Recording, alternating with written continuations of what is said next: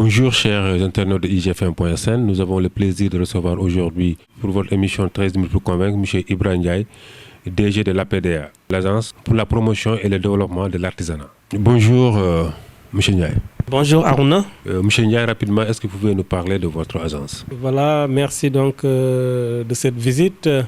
Alors, s'il s'agit de parler de l'APDA, je commencerai par vous annoncer d'abord les circonstances qui ont amené les autorités à mettre en place une structure chargée donc pour la promotion et le développement de l'artisanat.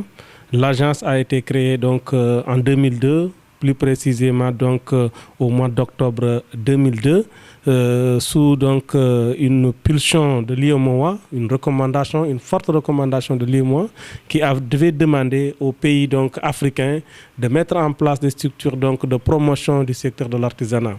Parce que les gens quand même ont senti que dans nos régions, dans nos pays, les métiers sont en fait les sources de développement. Il fallait donc mettre en place une structure chargée donc de la promotion de ce secteur pour en tout cas créer des emplois. Voilà donc l'objet de cette création.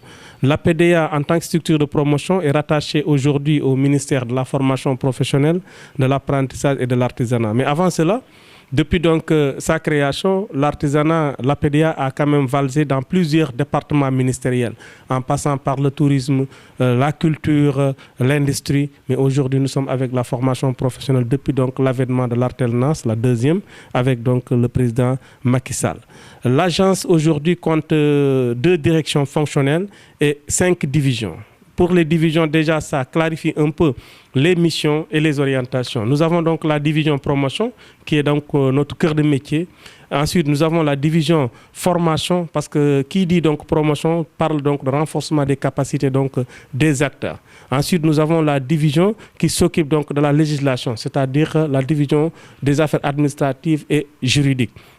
Nous avons aussi de l'autre côté une autre division qui s'occupe donc des sites et infrastructures. Parce que pour développer l'artisanat au niveau de nos régions, il faut donc des sites de dernière génération qui puissent en tout cas capitaliser la production, la commercialisation et même peut-être là la promotion au niveau national et international. Donc voilà en gros les divisions donc, qui se retrouvent autour de l'APDA. Il y en a maintenant d'autres divisions fonctionnelles telles que la division des affaires de la comptabilité mais aussi des affaires juridiques. Donc ce sont ces divisions-là que nous avons qui clarifient un tout petit peu nos missions. M. Ndiaye, vous préparez un événement à Paris qui s'appelle le Gala de la Diaspora. Alors, est-ce que vous pouvez nous faire l'économie de cette événement? Alors, c'est vrai, nous l'avons même brossé un peu au niveau donc, de l'introduction. Nous avons parlé donc, de la division promotion. Vous savez, aujourd'hui, et d'ailleurs, il est de coutume parce que c'est démontré par déjà les experts que pour développer un artisanat, il faut avoir d'abord des événements promotionnels, comme d'ailleurs ce qui se passera à Paris dès demain. Ensuite, des sites de référence. Je l'ai déjà dit, et ensuite une législation qui puisse en tout cas clarifier donc, les missions des uns et des autres. Voilà en tout. Donc aujourd'hui, nous nous sommes lancés avec donc Gala Diaspora qui doit avoir lieu donc à partir du 27 jusqu'au 4 juin 2016. Et là, le promoteur Moussambao qui nous a contactés et là APDA en tant que structure d'encadrement a décidé donc d'accompagner donc les tailleurs pour aller donc faire une production au niveau de Paris donc pour une semaine. Et là il y aura des soirées, des galas, il y aura des expositions qui se feront un peu partout donc à Paris. Et là nous ne nous limitons pas uniquement à cet événement parce que depuis avant-hier il y a déjà le salon international de la formation professionnelle, de l'apprentissage et de l'artisanat qui est en cours ici même à Dakar, mais un salon.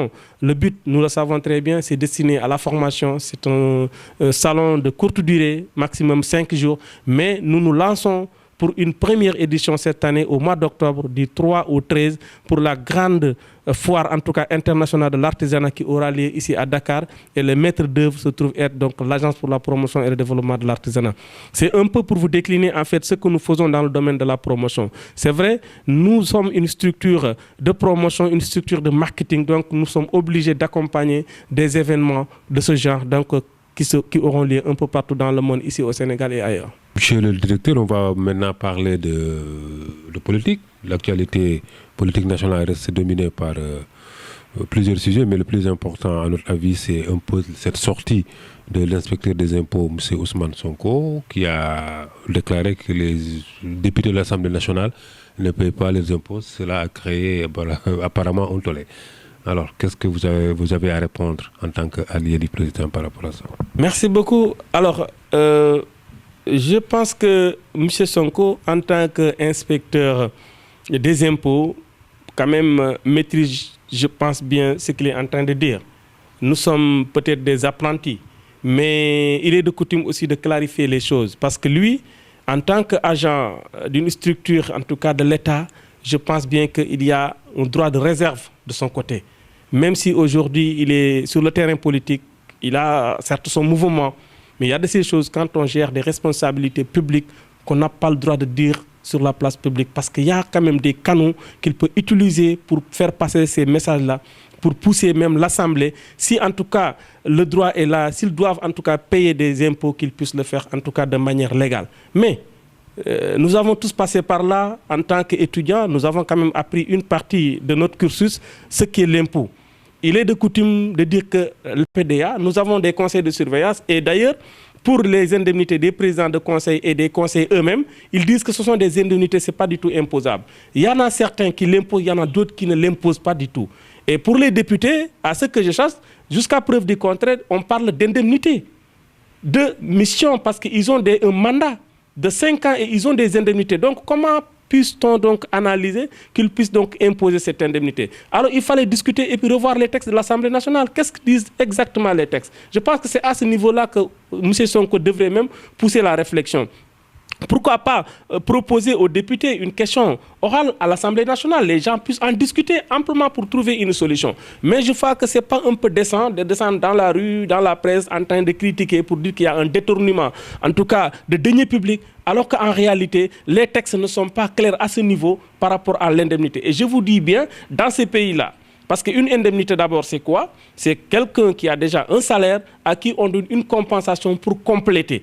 Pour le député maintenant, c'est un peu discutable. S'il y a les textes très clairs, peut-être Sonko aurait dû quand même se référer à ces textes pour pouvoir donner des explications très claires. Mais l'impôt quand même, c'est quelque chose qu'il faudrait donc régulariser, qu'il faut payer. Là aussi, je pense qu'il y a des mesures que les gens devraient quand même revoir par rapport au paiement des impôts. Parce qu'il y a des structures qui payent, il y en a d'autres qui ne payent pas. Et là, je pense que l'État pourrait quand même amener les acteurs à réfléchir beaucoup pour qu'il y ait en tout cas des réformes au niveau donc des impôts. Et pour le dire, Sonko lui-même devait reconnaître ce que le président Macky Sall a fait du point de vue des impôts. Parce que dès son arrivée, on s'est rendu compte que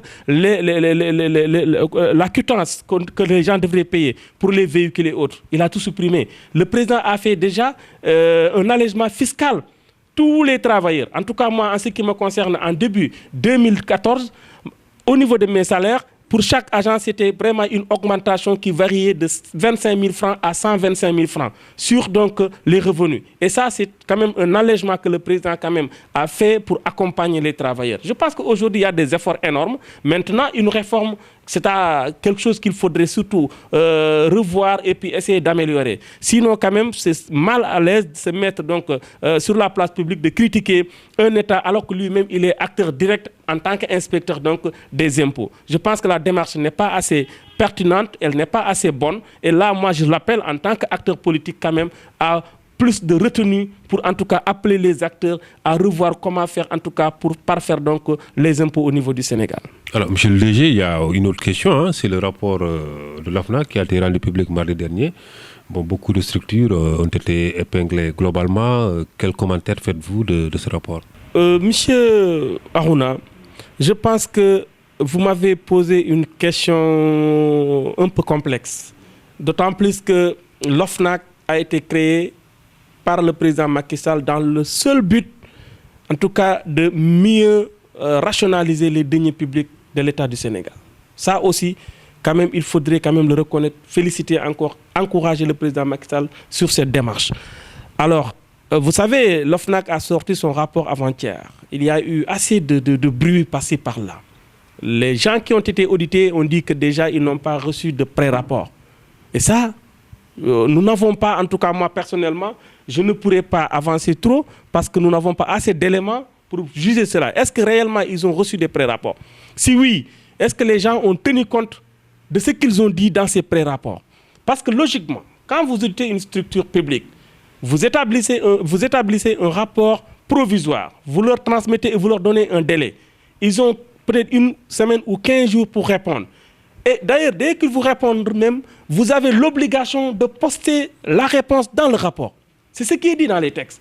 Maintenant, que l'OFNAC puisse auditer et le lendemain poster directement l'audit, à ne pas donc prendre l'avis des uns et des autres, je pense que ça, nous n'avons pas quand même assez d'éléments. Est-ce qu'aujourd'hui l'OFNAC dispose de ces réponses-là? Si ces réponses sont disponibles, ça quand même, il devrait quand même mettre ça à la place publique pour permettre, en tout cas aux acteurs, de pouvoir avoir une idée sur ce qu'on reproche à ces gens-là. Maintenant, l'objectif aujourd'hui, je pense bien, ce n'est pas de réprimander, mais c'est de pousser les gens à parfaire la gestion, à mieux donc rationaliser les deniers de l'État. Parce que je pense que ces structures qui ont été créées, l'État ne les a pas mises donc en place pour pouvoir condamner, sanctionner des gens, mais c'est pour pouvoir pousser les gens à mieux parfaire la gestion, à mieux rationaliser donc les deniers publics. Alors je pense que c'est d'ailleurs quelque chose de salutaire qu'aujourd'hui les structures comme l'OFNAC, comme donc les inspections générales, que les gens puissent vraiment revoir donc la méthode de gestion, parce que moi, ce que j'ai appris